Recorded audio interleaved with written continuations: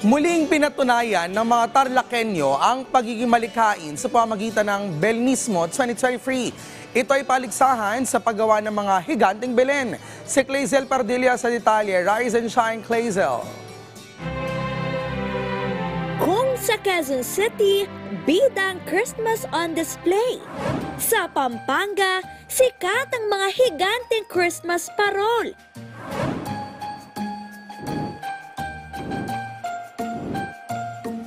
Ipinagmamalaki na ba ng Tarlac ang naglalakihan at nagagandahang Belen sa taunang Belenismo, the art of making Belen. Nitong Sabado, sumalang sa final judging ang iba't ibang disenyong Belen.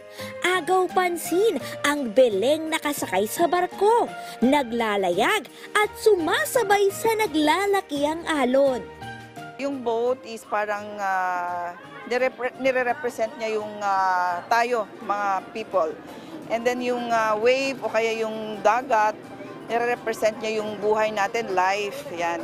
And then nandun si Jesus pag ang Jesus Christ nasa sa atin, kahit anong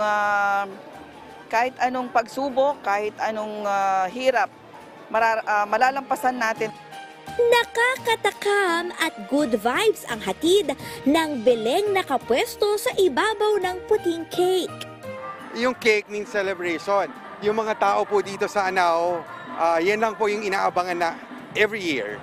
You know, being the smallest and the poorest town here in Tarlac, in the province of Tarlac, kami po, lahat po na dito masasayang tao.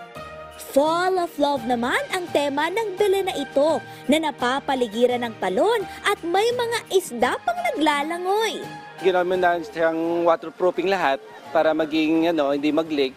Tapos na-plan mo siya ng 3 submersible pump para yung tubig mag-circulate po siya continuously. Kahanga-hanga rin ang mga Belen na ito. Napapalibutan ng mga hayop at hitik sa pananim, sumasailalim sa ating masaganang agrikultura. Beleng gawa sa lumang damit ng mga empleyado, kontador ng kuryente at iba pang recyclable material. Beleng nasa tahan ng kawayan na may taas na 4 na palapag pero pag pinasok, para kang nasa winter wonderland. At Beleng nagliliwanag sa sinag ng araw na sumisimbolo ng pag-asa at pagkakaisa. 2007 ang umpisahan ng Tarlac Heritage Foundation ang Art of Making Belen. Simula noon, naging tradisyon na ang Belenismo na isa na ngayong tourism-accredited event.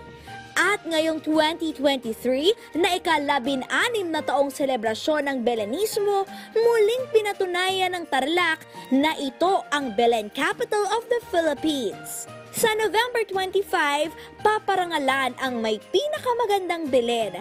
Pero iba-iba man ang disenyo, isa lang ang gustong iparating ng Belenismo. Ito ang kapanganakan ni Kristo, ang Pasko. Simbolo ng pagmamahal, pag-asa, ligaya, at pagkakaisa. When you first came, maliliit. Ngayon, ewan ko, ang dami mong malalaki. So, I guess, lumaki, they're more comfortable competing with one another and they have confidence displaying the art of making Belen. Kita ninyo yung spirit ng communities behind the Belen.